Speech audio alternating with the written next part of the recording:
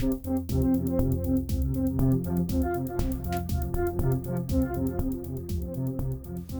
everyone, it's Elizabeth from Elpis Astrology at elpisastrology.com. That's ELPIS to my podcast listeners. And I want to make a special welcome to them as well. All right, so this is the astrological forecast as I see it for April 2022. And this is an action-packed month with a Jupiter conjunct Neptune. We've got an eclipse happening this month as well. So I'm going to cover the introduction to start off with, and this will be at length. I'll go into the Jupiter-Neptune conjunction and what it means. And then towards the end of the video, I'm going to actually give each of you your sun signs and or ascendant and my take on the month of April for your sign by sign. And I'll put the timestamp in here for those that want to either come back for a second time or go straight to their forecast. So the main event of April 2022 really rests on two planets, and actually a third one, the luminary, which I'll discuss in a minute. So we're talking about Jupiter conjuncting Neptune on the 12th of April 2022 at 22 degrees of Pisces. And this is what we're looking at, this degree point. So check your chart to see if specifically you've got anything around, say, 21 to 23 degrees of Pisces, or the opposite sign, which of course is Virgo, so that's 21 to 23 degrees. It really is those, or are those degree points that will be most affected in terms of really getting some energy from this conjunction of Jupiter and Neptune. Otherwise, you could just see this as a very pleasant day or a pleasant number of days or even a pleasant month. So I would say Pisces, this is like a once in a lifetime thing for you. And I would definitely earmark April in terms of making your dreams come true, starting a new business if that's what you want to do. Even getting married might be good at this time. Of course, you do have to look at your individual charts, and I'd be happy to do that for you. All my services and connections to my website and to me are listed below. I also have another video that I go into in depth where I talk about Jupiter in Pisces, and I go into all my sun signs and ascendants there, and I specifically talk at length about Jupiter being in Pisces, and I go into the Jupiter-Neptune conjunction as well. So for those that want even more detail, check out that link before. And I've also got the North Nodes of the Moon video too. I'll put that link in here because it all kind of works together this month. All right. So what I thought was interesting, I looked at the main conjunction, which is on the 12th of April. And so if you have your birthday on the 12th of April, congratulations. I would expect that at least for the month of April, you're going to have a lot of very wonderful luck coming your way. But what's really interesting is a few days later what happens. So on the 12th of April, we have the moon will be ingressing into Virgo at 0 degrees of Virgo. It doesn't really make any connections with this conjunction of Jupiter and Neptune at this time. But then I followed it for a few days, and I saw that culminating on the 14th of April was this moon in Virgo, which of course is going to be opposite where the conjunction of Jupiter and Neptune happened in Pisces. It, on the 14th of April, is at 24 degrees of Virgo. Well, this forms an exact opposition to that Jupiter-Neptune. And I really felt that it was this day that really set off the energies of both Jupiter and Neptune in conjunction. Because there's other things besides the opposition happening with the moon. And just for those learning astrology, certainly the two most important luminaries in your chart does involve the moon as well as the sun. So here we have this important luminary in the chart coming round to actually oppose this beautiful Jupiter conjunct Neptune.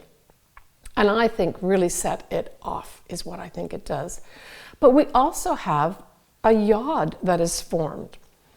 And this yod is formed by Saturn, which is at 23 degrees of Aquarius, And the sun, which is at 24 degrees of Aries, it's pointing at this Virgo moon at 24 degrees of Virgo in 1 minute.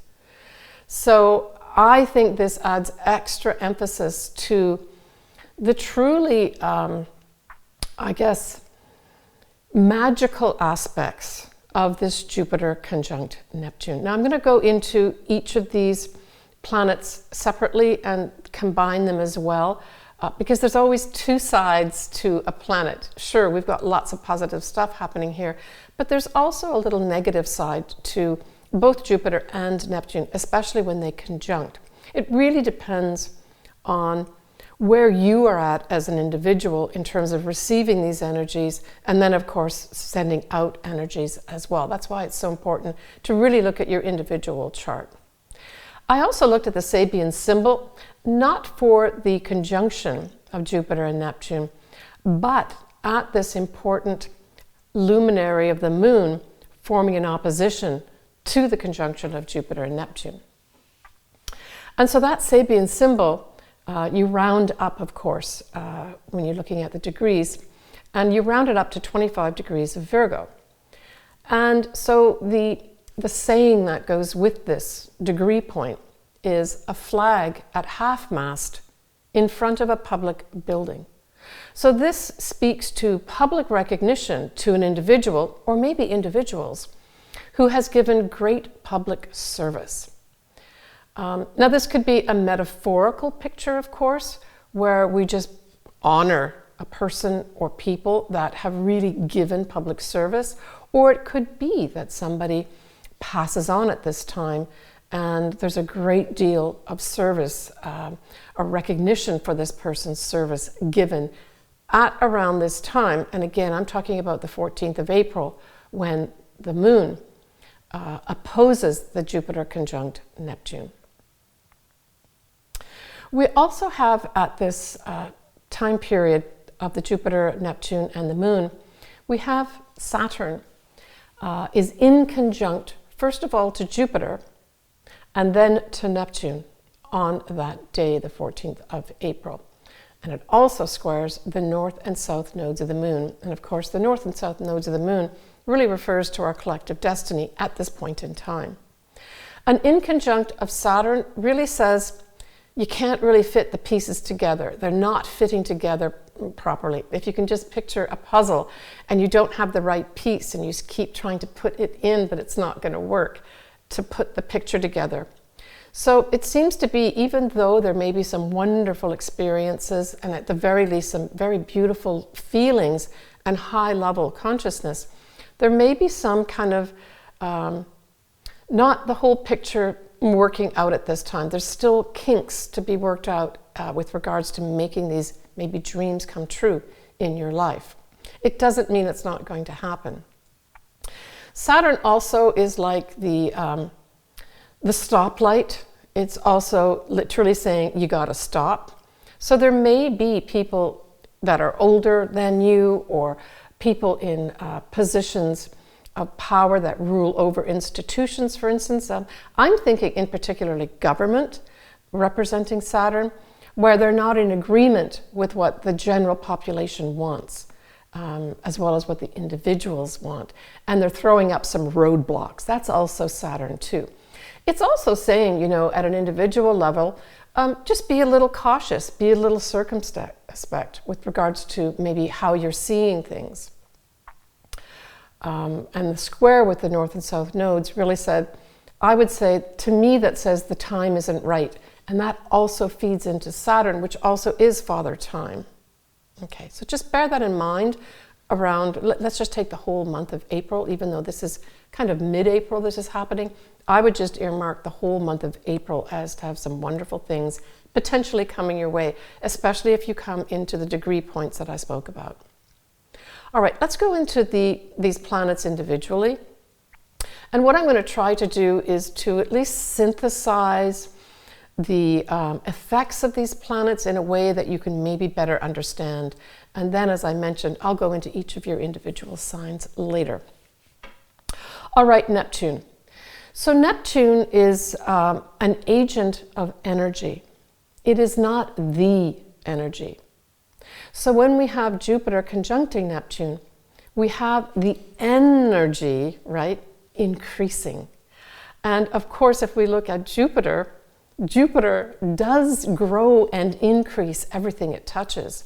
So this is like super energy is what it boils down to, especially if you've got something around these degree points. It gives us unlimited possibilities. It's potentially when magic and miracles and dreams come true. But on the flip side of that, of course, there is this Neptune effect of illusion or rose-colored glasses, where everything seems rosy, everything seems beautiful, everything seems within reach.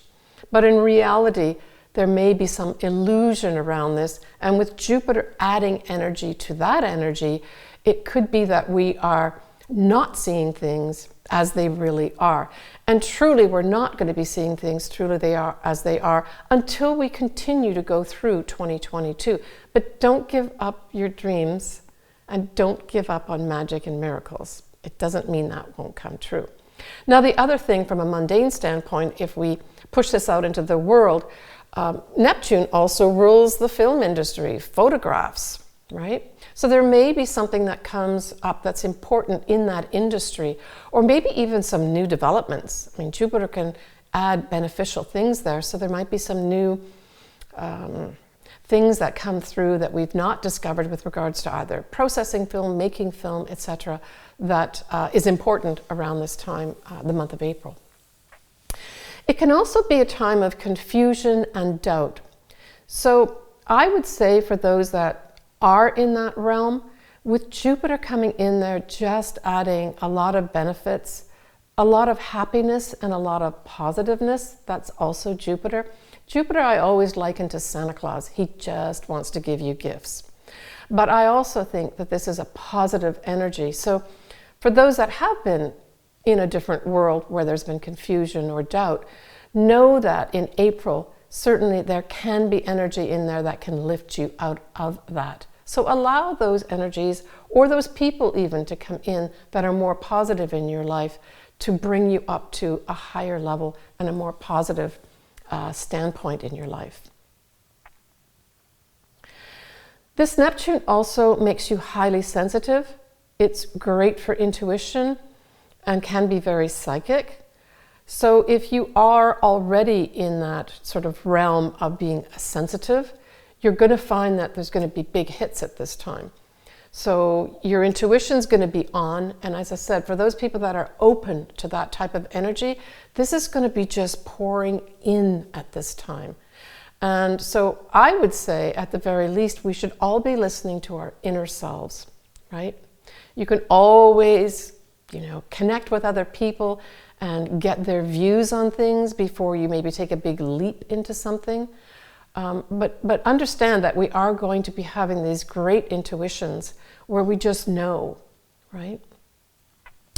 It's a very perceptive type of energy, and of course it's what's called source energy, or the universe, and for some people, God. So again, if you are open and sensitive to this type of energy, you literally could be getting major downloads from source, the universe, or God, where you're actually given information that's important for you and the conduct of your life. This is an upgrade for humanity at this time. This is a once-in-a-lifetime effect that's happening here for everybody on the earth right now. So if there was one area that I could encourage you as an individual, is to try to bring yourself up to a higher level of consciousness, to try to exist in the world of great compassion, forgiveness. And forgiveness doesn't mean that you forget things that someone has done to you. It just helps you step outside of that and not be engaged in that energy. I guess the easiest way to look at this would be something that most of us can do.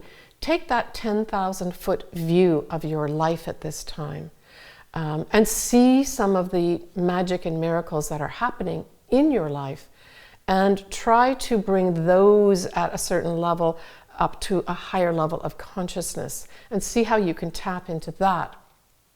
That, I think, would be the best way to use this energy if you really aren't sure how to use it.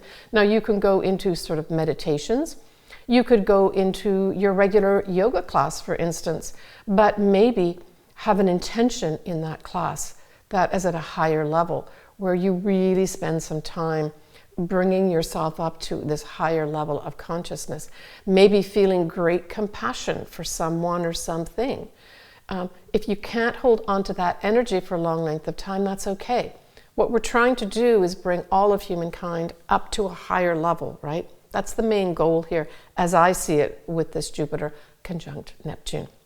But as I said, for certain individuals, this is going to be a really magical time. And of course, Neptune also represents that high level of love, right? It's like true love.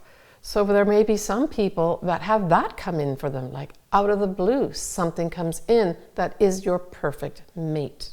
Again, you have to look at your individual charts. Some of the negative sides of this whole Jupiter conjunct Neptune can also bring in this feeling that I've got to make this great sacrifice, right? That is very Neptune-like, where the martyr, so that's like the opposite side of this. So for those that have those types of feelings come up, you need to look carefully at that and don't go towards that end of this Jupiter conjunct Neptune energy. You don't want to be taking this beautiful energy and then making this big, great sacrifice or going into some kind of martyr type of energy. That's not the high level of this energy. That's going towards the lower end. Drugs and alcohol are also Neptune's realm. And I was thinking about this. I thought, I wonder if we're going to make some discoveries of some sort with regards to drugs that I know some of the psychedelic drugs are going through sort of a revival in terms of really aiding a lot of people that maybe have addictions and that sort of thing, but actually it helps them get out of it. And there's a lot of scientific papers being written on that right now. So maybe we're going to hear more in the day-to-day news about that type of thing, where some of these drugs that maybe were thought to be not good for us can actually help people, especially with maybe some kind of disorders. That would be inspirational.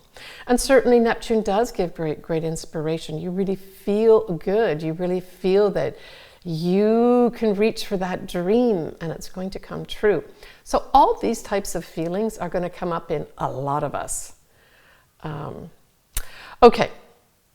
So when we look at Jupiter, I kind of covered him a little bit right now, but it is definitely associated with luck. It's associated with benefits. But at its core, wherever Jupiter is in your chart, it's asking you to grow there and to incorporate more of the outer world and what the outer world is about inside yourself and help you in many ways mature. Jupiter is a 12-year cycle, so we will have Jupiter come around to this point again in 12 years. But we're not going to have Neptune there. And that's why so much fanfare is being made of this conjunction of Jupiter and Neptune. We won't have it again in our lifetime. Jupiter also can be a teacher. It represents the law, it's religion, it's travel. It is a big connection with foreign people and foreign lands. It's seeing the big picture. It's seeing the future. Right? So in combination with Neptune, we're really saying we want to look at a highly spiritualized and metaphysical world. That's what this is really saying. But, you know, Jupiter, as it gets this cockiness and confidence, can also bring in arrogance. So you want to avoid that if you can. Sure, if you can see your dream coming true, that's wonderful and it's great to be excited about it. But be careful about going over the top because Jupiter can do that too. We have Mars that's also going to be in Pisces for the last half of April, and it will conjunct this point, the Jupiter conjunct Neptune, in May. So I would say that in May, there may be more more action that can be taken. So we're just looking at the next month, right, where you can start pressing the buttons and making things happen with regards to whatever it is that has given you inspiration or whatever dream that you're wanting to make come true. Look to May for some real action. It does represent males as well, so it literally could be a male comes in to make it happen, right? But at its core, certainly Mars on its own represents some kind of action or movement forward. But of course in Pisces, it's not the greatest place, but we'll just stick with the fact that it activates the conjunction of Jupiter and Neptune and gives it some more energy to move forward. Okay, as I mentioned, I've done a whole video on Jupiter in Pisces that includes a lot more detail about the Jupiter-Neptune conjunction as well, and I go through all the signs. All right, the next thing that we have happening here, which kind of follows on the heels of this conjunction, on the 16th of April, we have a full moon in Libra at 26 Libra, 46 minutes, at 11:54 a.m. Pacific Daylight Time, and this is a Saturday. So I would say here we have Jupiter, conjuncting Neptune still by degree, but not by minute. So it's still going to be around the 24-degree mark at this full moon. And we have Mercury conjuncting Uranus. We have the Sun and the Moon squaring Pluto, and Saturn is still squaring the North and South nodes. But Saturn does sextile this Sun and trines the actual Moon. And Mars will just be at 1 degree of Pisces. Now we look to the ruler of this full moon, and of course that is Venus. And Venus is at 12 degrees of Pisces at this time, and she is sextiling Uranus. And just note that Venus will be in Pisces all month. And as a side note, she is going to be giving all the lovers out there for the month of April the feeling that, true love can happen to anybody. Certainly during the month of April, there's going to be those vibes around with Venus in Pisces. So we have the ruler in Pisces here. And although it's not activating the Jupiter-Neptune conjunction, it still is exerting this beautiful, beautiful energy. Now, with the full moon here, I would say that there may be something to do with the law. I mean, Libra does represent the law. It represents balance and harmony. So there could be a big push here for, from the mundane standpoint, a lot of laws that are being enacted, maybe existing laws that are being enacted and put into effect. But being a full moon, this usually brings something to a culmination. So we could also say that maybe some of the peace and harmony may be crumbling a little bit. And it also could refer to those old laws crumbling as well, and that new ones need to be in place. I kind of got that as an intuitive hit for a mundane standpoint. But certainly for Libras, there may be some tie-up here for you, Libra, with regards to your life. Maybe something will happen over that weekend of the 16th of April that brings something to a conclusion for you. And certainly if you are involved in a court case, for instance, you may find, because you've got this influence of all April of Jupiter and Neptune together, you may find some real favor coming your way. Advisors or lawyers really help you out, Libra. In particular, Libra. Could be the opposite sign too, which of course is Aries. We have on the 18th of April, we have Mercury, planet of communication, and our thoughts, is going to be conjuncting Uranus at 13 degrees of Taurus. And this is going to be bringing us some surprising, maybe some shocking news over the airwaves, is what this says. See if this falls in your chart individually. You could have something come your way in terms of a message. It could be a message on email. It could be a message that you get on your phone, a text message, anything like that, if you've got something at 13 degrees of Taurus. But certainly we're going to be hearing something very unexpected during this time of the 18th of April. and something surprising as well. And maybe it'll be something regarding our foodstuffs, right? Because certainly Taurus represents anything to do with the land. All right, so we have on the 28th of April, Pluto is going to go retrograde. So that's going to be going retrograde at 28 degrees of Capricorn. And of course, we must remember that Pluto is making its way to the final degrees. There's 30 degrees in every sign. So at 28 degrees, it's almost out of Capricorn. Not quite. We're not going to see that until next year, where it goes in and out of Aquarius and Capricorn. So for Pluto to be going retrograde at this point, it kind of puts a stop in some respects on outward transformation, and it really more closely gives energy to inward transformation. And it does it at a slower level. Pluto works at a very slow level anyway. I mean, typically 10 to 12, 13 years, Pluto will stay in a sign. And so as it's coming to the end here of Capricorn, it's really tying up all those big changes in any of our institutions, whether it's our banking institution, the hospitals, our police, our government, all these things. And we see this every day in the press as well as on the news, that all these big changes are happening with regards to things that we've taken for granted as being our sources of power, the power that rules over it.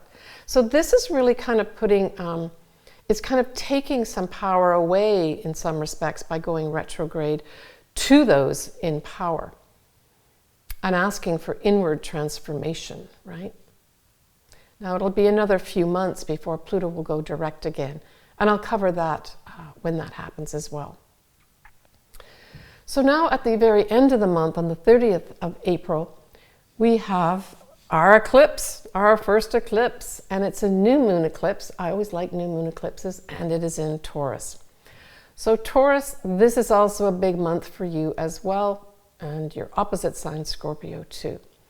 So this eclipse is at 10 degrees of Taurus, 28 minutes. As I mentioned, it's on the 30th of April at 1:29 p.m. Pacific Daylight Time. Now the ruler of this eclipse is Venus too.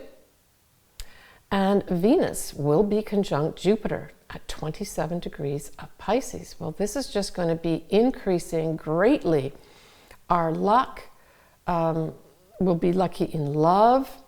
It can also bring big money your way too. I mean, Jupiter is big benefits. It's called the greater benefit, and being conjunct Venus, which is the lesser benefit, this could, if you've got something, say, around 27 degrees of Pisces, you could have a windfall coming in. That, when I first put this down and looked at this, I said, I see a lot of people having windfalls, but it can also, for those looking for love, this could be Lady Luck coming to visit you in the love department too. A really good day for those folks that have something around 27 degrees Pisces specifically, but also the opposite sign, Virgo, 27 degrees Virgo. And of course, as I mentioned, Venus is the ruler of this eclipse, so it adds in an extra bit of benefit and sweetness. Jupiter together with Venus is increasing the sweetness level. So I guess on one level, just be careful not to eat too many sweets. You're going to be tempted to at this time, especially if you have something around the 27 degree mark of Pisces. All right. We have also at this eclipse, we have Mercury, importantly, now going into Gemini. And you may recall that the ruler of Gemini is Mercury. So this is a positive sign too with regards to communications, right? We will have Uranus conjuncting this moon a little bit later in the day. So Uranus is all about surprises, unexpected things. And you know, when I say surprises and unexpected things, I don't mean that it's going to be negative. It's only if you've got energy set up that way that it will be negative, where something comes from outside to surprise you. This could just be a very pleasant, emotional surprise. So Uranus will conjunct the moon at 8:29 p.m. Pacific Daylight Time. So later on in the evening, there may be, for some people, a very pleasant surprise of some sort that comes up. And it might be to do with money or love or something to do with your possessions. Maybe that piece of art that you wanted to buy so much, or the piece of beautiful furniture goes on sale, and you can purchase it. We will have Mars will be sextiling both this moon and sun, as well as Uranus. This is positive. This is Mars energy coming in to just zap this eclipse and make the newness more tangible. That's what this Mars will do. It gives energy to the eclipse. And because it actually sextiles Uranus as well, this could be unexpected happenings. Now, with a sextile, we're always looking at opportunities. It's not saying it's going to happen to you or you have to have it happen to you. It just says, here, would you like this opportunity? So for some folks, you may have opportunities coming your way that could earn you money, bring you love, bring you new possessions that you really want. Okay, so we talked about Venus being the ruler of this eclipse, but note on your calendar that the 6th or 7th of June, the ruler, Venus, will conjunct this degree point of 10 degrees, 28 minutes of Taurus, 6th or 7th of June. What does that mean? That means that this is going to be a very pleasant occurrence for those that have something around the 10-degree mark of Taurus, of this eclipse. Some new beginning that was started for you may have a lot more benefits and sweetness thrown your way around the 6th or 7th of June. Perhaps for those people that are looking for love, you make something more permanent or more official, say around the 6th or 7th of June. Or maybe that money that you saw coming your way around this eclipse, the end of April, tangibly comes in your bank account around the 6th or 7th of June. Okay. We will still have those Saturn in conjunct to Neptune at 24 degrees, and Saturn will be in Aquarius, and of course we'll have Neptune will be in Pisces. And then of course we still have the square to the north-south nodes. So this is really saying that in order to make this permanent, in order to make this a timely thing, we're going to have to consider thinking outside the box. That's how I saw this square. In order for you to get on that new destiny path of incorporating this dream of yours or this magical thing or miracles in your life, you're going to have to think outside that box. You can do it, but it's not going to be just a straightforward pressing a button for you. It's just a small energy that's there, and in conjunct is a minor energy, but it's kind of can be annoying or can just ask you to look at one more thing. So maybe there's one more box you've got to check off before you get that dream come true. That's kind of what that talks about. All right, so next I'm going to be going into each of your individual sun signs and or ascendants. And I'll go in order of the zodiac. All right, Gemini. So Gemini, we have this conjunction of Jupiter and Neptune in your 10th house. Wow, I think that's pretty fabulous. So for those Geminis that are really looking for a promotion, a big promotion, or just scoring a fabulous career move, I would say that this whole Jupiter-Neptune conjunction mid-month in April effect is going to be for the whole of April at the very least. You could have some major, major good luck happen with regards to your career. That's what I'd be looking for, Gemini. The only thing that I would say is that, you know, this whole Jupiter effect can bring in sometimes some arrogance.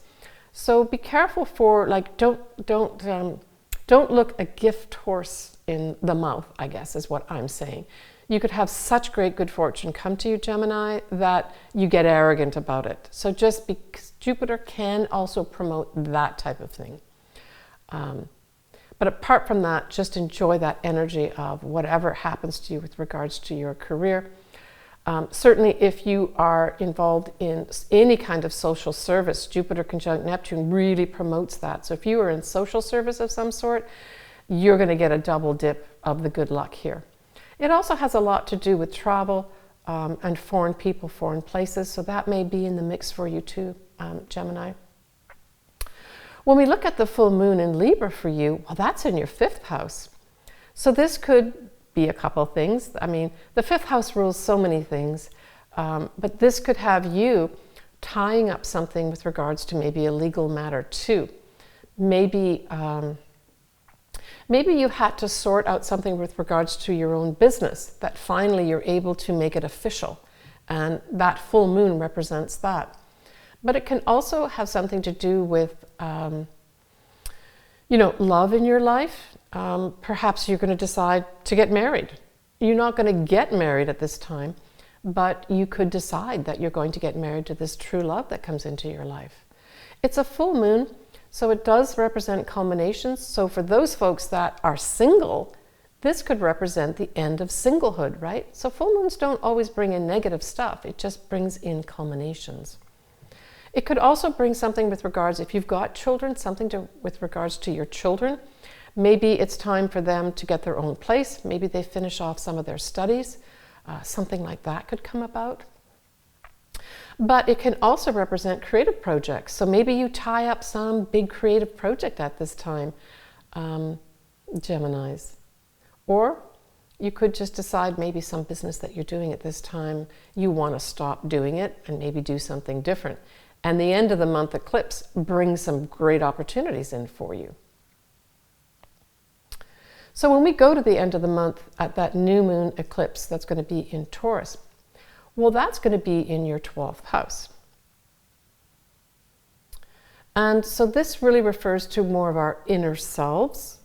And so I would say that here you may start developing some maybe greater interest in the metaphysical world. So that could be anything from taking up yoga to really getting more serious about your meditations.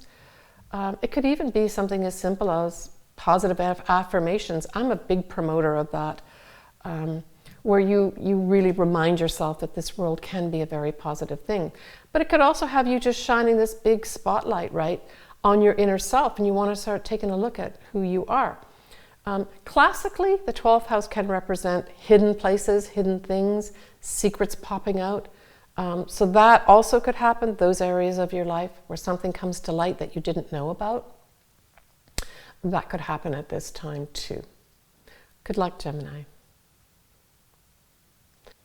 All right, so I'm just going to end up here talking about a little bit about May. So in May, we have not our first eclipse, but we have our first total eclipse. And of course, total eclipses are much more powerful. And it's going to be a full moon at 23 degrees of Scorpio on the 16th of May, 2022.